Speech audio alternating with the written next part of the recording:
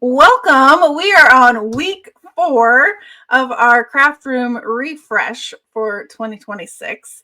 And again, Dana is here to help us with our week 4 challenge. And we're talking about maintaining these processes throughout 2026. And our main thing is, just to kind of keep plugging along. Maybe you haven't finished all of the different areas in your craft room, but it doesn't have to end in this month. It's something that you're going to go back to and work on over time, kind of like what we talked about in week 3, where you will have to probably declutter again in the future.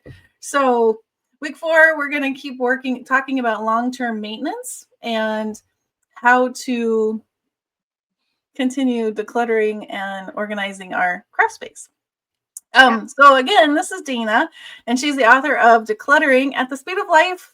And we just wanted to remind you of her upcoming excitement.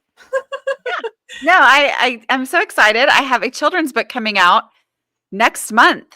Yay! Middle of February. So it's called Winnie's Pile of Pillows, and Winnie loves interesting, colorful things. So I feel like your audience might relate to that.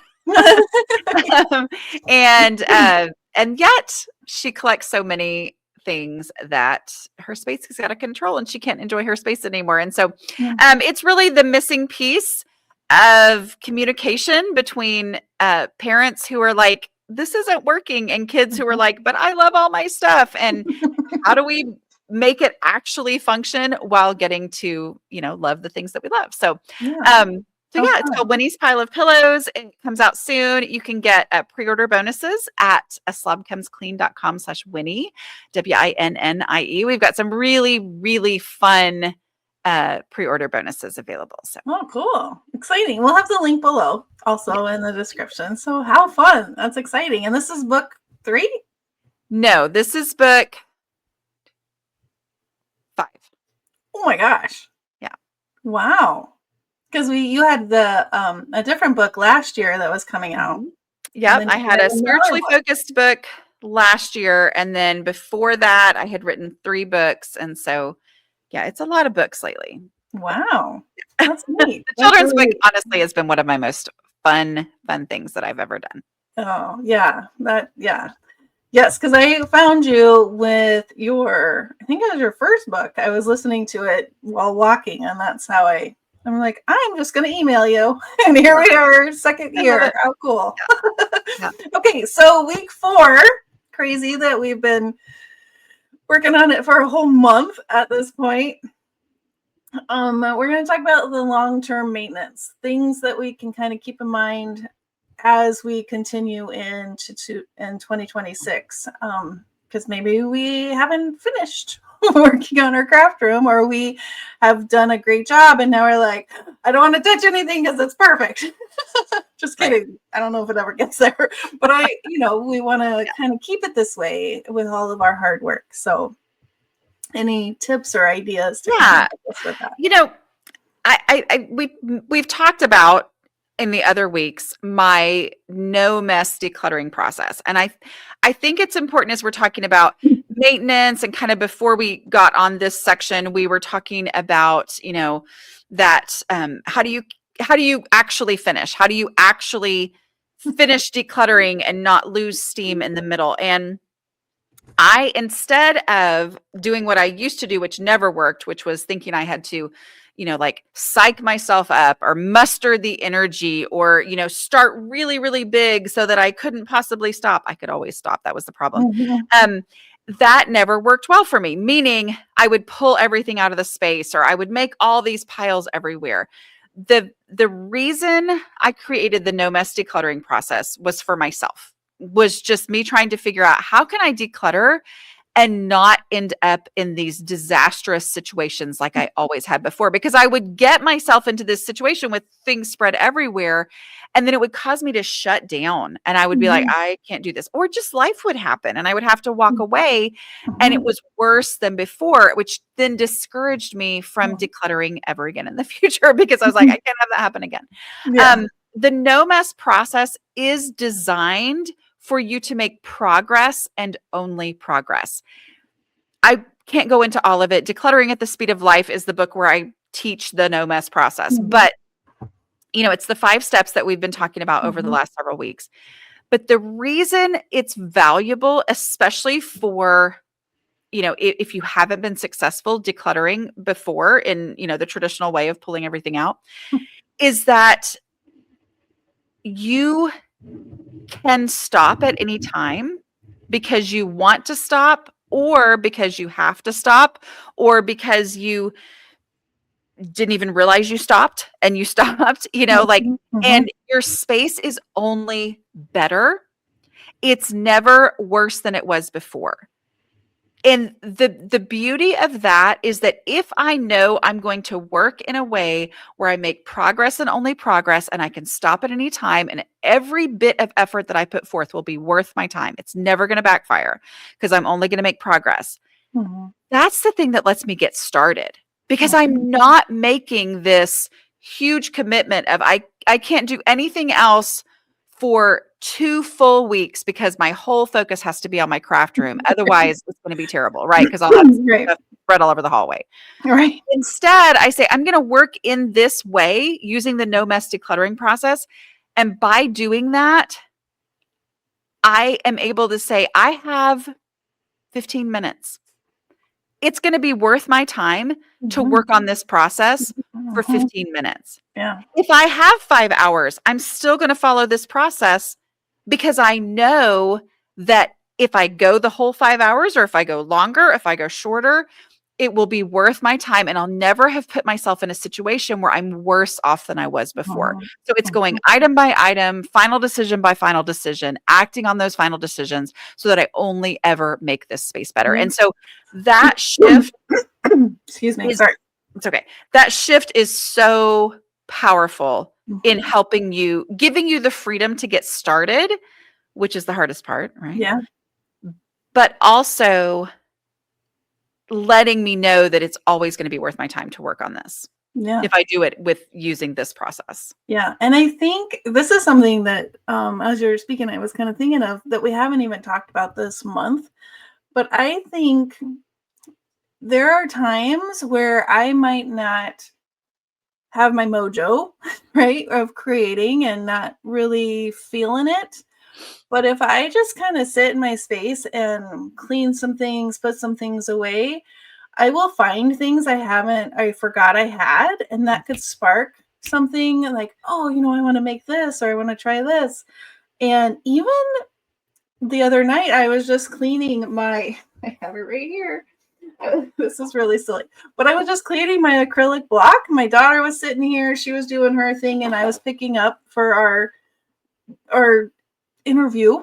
Mhm. And I just sat here and I was cleaning things up, and it was sparking that creativity. I think getting your space to a place where it feels good, it really does spark the creativity. And if you're stuck, I think taking that time to kind of, you know, go through a bucket or go through something, you might find something in there that you're like, hey, I forgot I had that, and now I want to do this. I think it I it love that. all Yeah. kind of goes together with the creative flow, Yeah. right? And so I think that's an added benefit to getting your space in a decluttered state, or beginning the process of it. I It love helps that. with the mojo. It helps with all of that. I don't know. Yeah. And it's nice to just kind of tinker with your things sometimes, right? Without having a purpose, without saying, I must do this right now. It's kind of fun to just kind of Yeah. get it. Well, it makes me think about, my first step of the process is trash. With some people like, oh, there's trash. Crafters know there's always trash, right? But there is always trash. But there's something about it. It's not just about the picking up of a piece of trash and throwing it in the trash or recycling. It is literally also the permission to just look Mhm. at everything. If I'm looking for trash, I'm looking at all the individual objects. And Mhm. now I know what I'm dealing with. And like you said, Mhm. I'm looking at my stuff with this purpose of, yes, I'm going to get rid of trash, but I see, oh, that's right. This thing that sparks the creativity, like you were saying, I love Mhm, that. mhm, mhm. Yeah, because there's many times where I've been looking for something or even like cleaning things up and I'll find, oh, I forgot that's where I put that, or and then you're like, I need to use that or I want to use that next. So I think that is a added bonus Yeah. to this whole process. Yes, for sure. And it might not be where you were saying like you don't have to set it on your calendar. I'm refreshing or I'm cleaning now or decluttering now. It could be I don't have mojo today, so I'm just going to take 10 minutes and Throw away there's a trash. Yeah. right? Yep. Like it could be just that. And it could just be chunks of that throughout 2026. It doesn't have to be a whole, I am setting this time aside for the whole month and this is what I'm doing. It could just be, you know what? I don't know what I want to do. I'm not really feeling it. And I'm gonna look to see what die cuts I have, or Yeah. yeah. And I always talk about, well, I got this idea from again Tim Holtz about the compartmental making. It's similar to that, where you're kind of compartmentally cleaning up your space or decluttering, right? You do bits at a time, and over an extended period of time, there's a lot of progress. Yeah. So, Yeah. I don't know. Yeah. I like it. I like it. Yeah. All right. So week 4, we are working on continue choosing our area that we want to kind of continue, and if it's chunking with the time or saying, all right, I'm going to set a big chunk of time aside, that's up to you, but and kind of working through just the process of that. And your no mess decluttering helps with the the kind of the burnout, I think, that you might have, right? If you're decluttering, because if you go through your steps, you're not creating a whole weekend mess that you then have to, you're taking a specific bin or area and making it better. Yeah. Yeah. So hopefully that will help from the overwhelm too, right?